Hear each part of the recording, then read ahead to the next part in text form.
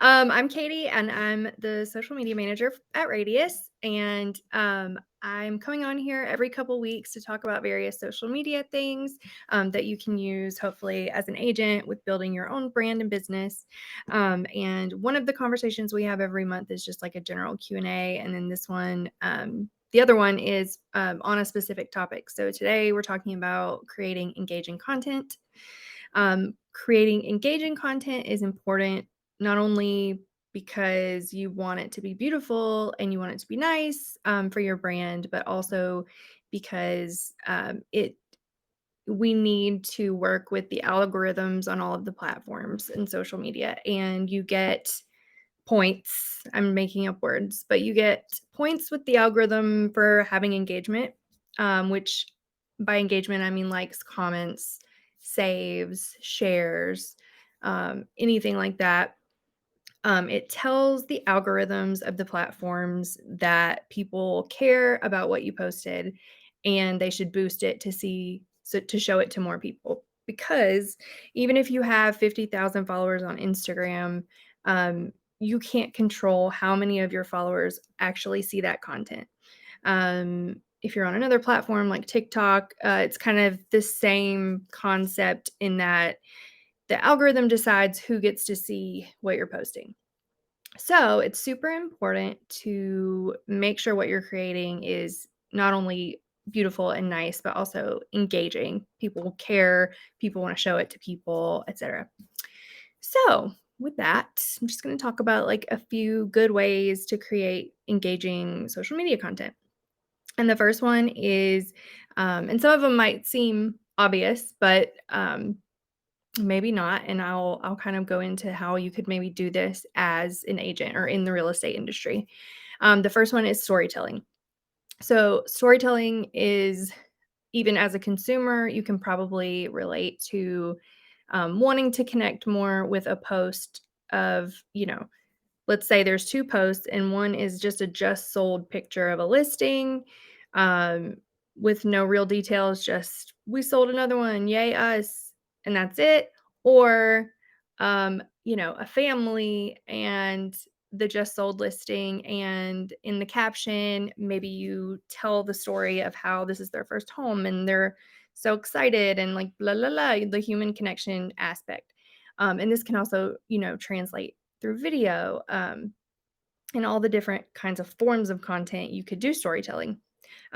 First person storytelling, just your face on camera telling a story, that also works. So yeah, storytelling is easier than some other ways to create engaging content because you already know the story. You don't have to come up with, you don't have to research, you don't have to find facts. You can literally just tell a story. Other ways that to kind of utilize storytelling as a real estate agent would be all about you, telling the story of who you are and how you got here, client stories, um, an interesting local story. There's a lot of ways to tell cool stories that rope people in, and it's interesting to them. People love behind the scenes or a day in the life. Those are all really good ways to tell stories. Um, Another great way to create engagement is through like making something currently relevant. So there's not always going to be an opportunity to um, depending on your brand presence and aesthetic and things like that, you're not going to necessarily be like making pop culture memes all the time, but there are ways to relate your content to something currently going on.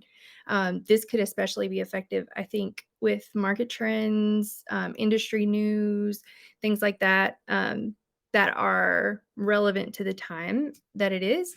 So anything like that is like people are going to be invested, maybe even want to share it with their communities, but also the algorithm is going to, and this is not official language, but the platform's algorithms are going to recognize that you're talking about something that is currently trending or buzzword, floating around the internet. And if it's time sensitive in that way, potentially push it to more people, since it's something that a lot of people are currently interested in at the same time. Um, Also, another great way to utilize that concept is making sure you're posting like on national holidays, even like the made up one off holidays like Good Neighbor Day or whatever, celebrity news that you can relate to real estate, anything like that. Kind of Uh, going with that too, yeah, sorry, Katie, just let me interject yeah, 1 second too. When you think about the community that you're serving and your location too, you can also think about it in terms of like if there's a certain group or community that, maybe you've interacted a lot with too, you can also show that appreciation and recognition for holidays that may not be traditional Western holidays. Looking at different holidays that are celebrated by the Hispanic community, the Asian community, the Black community, making sure that we're being inclusive with that recognition is really going to help you to find that common ground and, you know, get more engagement too with especially the people that you are looking to further a conversation with or potentially accept their business too. So yeah, just absolutely. inclusivity is an important thing to note. Yes, always inclusivity on social media, engaging or not. That's that's the rule. Okay. Another possible way I can to can I ask you a question real quick? yeah, I'm trying to, and I'm sorry. You're this came up on my phone that I could get on, but I'm trying to get on the 1 o'clock leadership um, webinar, and it's not allowing me, and I don't know how to do it. um, it Sheila. just says register, and I've done it, and it's not giving me the option to go to the room. Like Hi, yours my said, join the apologies. conversation now, and I clicked on that, but I can't get onto this leadership ladder. That's going to start at 1 o'clock today. So unfortunately, the leadership ladder will actually not be conducted today. I will be going ahead and canceling those 2 sessions. Unfortunately, D is has a prior engagement and he is at an offsite retreat right now. We apologize for that. I am so sorry about that. Um, All right. but No it problem. will Just be wait for continuing. 15 minutes trying to figure it out. I'm sorry? I'm sorry. I know I just spent the last 15 minutes trying to figure this out. So. Oh, I'm so All sorry right. about No that. I problem. am so sorry about that. Yeah, no, it will be continuing as normal next week, just be on the lookout for that. So, Gotcha. All right. Thank you so much. Sorry to bother y'all. absolutely. No, no apologies needed. Thank you so much. All right. Okay, so the next way that I was gonna go over is UGC or user generated content. So that means content that represents your brand that a client created. So like if somebody posts that they bought a new house and they tagged you, being able to reshare that, or even have them tag you as a collaborator in that.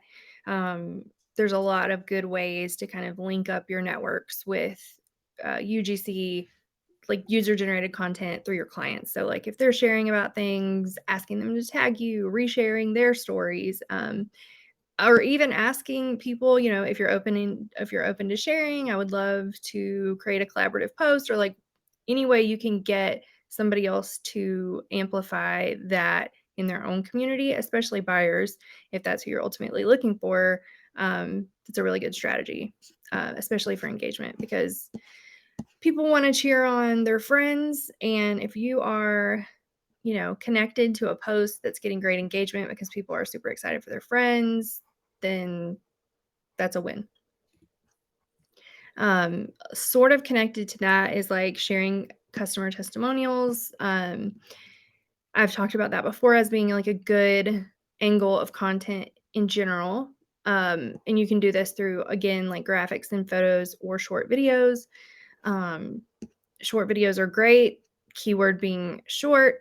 For the most part, people don't want to watch really long form videos on most of these social media platforms that you're on. So having kind of quick testimonials from clients can be really helpful. And then you can always recirculate content that's evergreen forever. So any of these things I'm talking about, you can save them and post them again another time. Are there any questions yet? Okay. I've already talked about that. Another thing that this is kind of this is a hot topic in the social media community, but potentially when used the right way, hashtags can also help engagement. So with hashtags, they can be used in different ways. You don't want to obviously use hashtags that don't relate to the content. You don't want to use hashtags that are too broad, like hashtag house, hashtag love, like stuff like that isn't going to help you. You want to do a little, you want to do some mix of like high and low competition hashtagging, but make them like simple. If you already know of communities that use a certain hashtag, like definitely use those. Sometimes that is a thing. Make sure everything is like spelled correctly. You could use trending hashtags when possible. And then don't use too many because that looks spammy. So I would pick like 3. And then if you have like personal branded hashtags that you use, you could add that. A lot of people don't, and that's fine. But researching, there's also like several websites to research good hashtags. And you can, literally you can just Google like hashtag research, and there's a ton of websites that can help you generate some if you can't think of any. And then you can also kind of see on those websites, like if the hashtag is competitive, like how many times it's been used, that kind of stuff. Okay, another good tactic that I kind of just mentioned was repurposing content. The strategic way to do this, obviously there's a couple ways of thinking for this. Like it's good when you don't have time to create new content, or you're busy, or you're sick, or whatever, and you just need to put something up if that's what you want to do. But strategically, it can be good to republish content that did really well with engagement. So when you're looking like in your insights on the platforms, and you can see which posts had the highest engagement rate, or the most shares, the most comments, like that kind of thing, flag those pieces of content as things you can reshare to try to have a post that is almost guaranteed good engagement, because it obviously served its purpose when it was originally posted. I have done that lots of times, and it's super effective. It's like super important, actually. You don't want to do it like too close together, because for obvious reasons, people would recognize it and that would be boring. But I would say after like, I don't know, quarterly, depending on how often you post, content can definitely be republished. What about Yeah. video content in terms of creating really engaging video content? What kind of goes through your mind when you are, making something for Radius as far as video content goes? How do you make that, or what is kind of your thought process behind that? I think we can look at all of that kind of as consumers too. Like, what do we want to see? What do we have time for? We're all slightly different, but especially when it comes to brand content, content that a brand is pushing out, we're not trying to see like a 60-second video about why they're so great and we should use them. It feels salesy, whatever. We want to see something we're interested in, because it's educational, we can relate to it, or it's entertaining, funny, or sweet, or whatever. That's why storytelling is so key. So I think brief is good. I think, video editing is not everybody's bag. So I understand like you guys are business owners, and I'm not expecting you to be like creative geniuses with like a degree in graphic design and video editing. So this isn't like a requirement. But if you have a video that you want to make brief, just like a lot of chopping that up and making it digestible. If you're just getting on there face forward to talk, there's like a little 3-step rule. I have to Google it so I don't misspeak. Hold on. The first step is like the hook. I'm about to tell you guys. Hold on. No worries, no worries. Okay.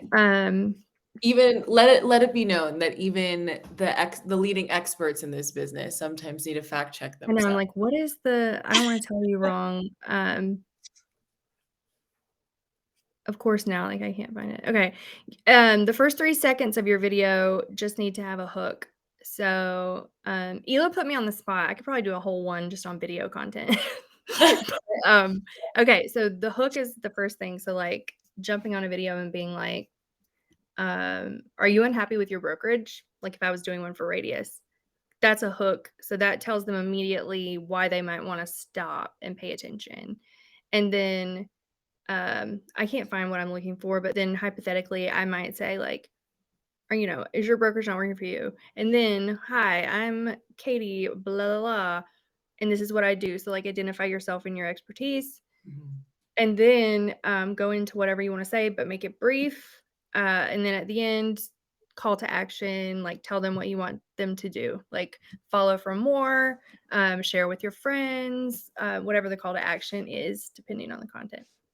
It's also important to note too, just kind of piggybacking off of that, I think that like your hook should adhere to one of those 3 E's that you were talking about. It should be an educational hook, an emotional evoking hook, or like an entertaining hook, because that's really going to be it takes people less than 10 seconds to decide if they're going to watch their video or if they're going to keep scrolling, because there's so much content out there that you can literally just scroll for hours and hours and hours at this point.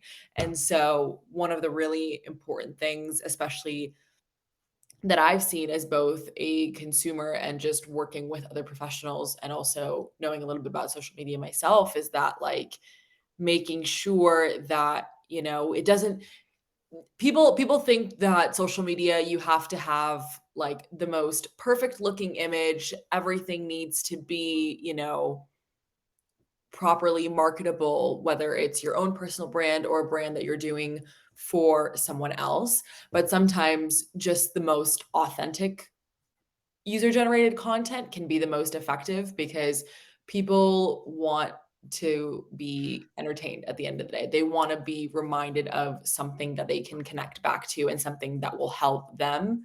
And especially for real estate, we're always looking for agents to be able to move the needle forward, help grow and expand their business. And so when you're thinking about content from that perspective, think about you as a consumer as well. Like, what would you want to see? Exactly what Katie was saying before, that like that frame of mind and that kind of reference and lens will keep you from getting too, I guess, gimmicky with your content in the long run. Yeah, definitely. Consumer wants to hear about you as a brand. They want to hear about themselves and how that relates to your brand, not just about your brand. So, always think about, you may be super proud and you're just thinking about, how great your commission was and you want to be celebrated, but the buyer is going to be like, I don't care about your commission or your listing. I want to know about your client and are they like me? And, yada, yada. So that's absolutely true across the board. Yeah, and then the last thing I was going to mention is just utilize any kind of interactive tools that the platforms offer you, like polls, question boxes, voting opportunities, anything where you're inviting them to interact or react. Actually, I'm going to say one more thing, but that is another, especially in Instagram stories. I think in posts too now, you can post a poll under the photo or video, and there's some more interaction options with Reels now. So all of that is good. And that also boosts things in the algorithm to see more people. If you see brands or influencers utilizing those in stories a lot strategically, or a lot, it's probably strategic to try to keep that engagement going. And the last thing is being strategic with your calls to action. Make sure, even if it's a post about, there's not a super major call to action, you can say like double tap if you think this is a gorgeous house, double tap, or send me a DM to get a link for yada yada. Or like, it doesn't always have to be like, hit the link in bio to buy a house for me today. It can be a soft ask that is just helping create engagement, and ask people to like and comment. It's people want to help and they like to do things like that. So sometimes you just need to ask.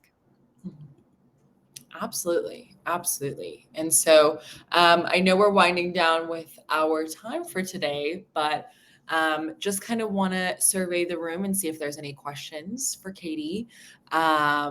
If not, we will be doing, different topics and different sessions every single month, in addition to Katie's Q&A session that she does every month, because she is a rock star at what she does.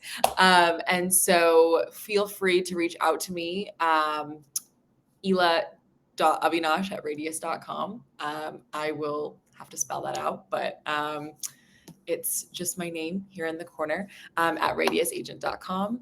And let me know what you guys want to see next. Katie will be doing these sessions every month, like I said. And if there is no other questions, I think we're done for today. So thank you, Katie, so much for jumping online with us. As always, we love hearing from you. And so I hope everyone has a wonderful rest of their Thursday otherwise. So thank you, everyone. Take care. Thank you.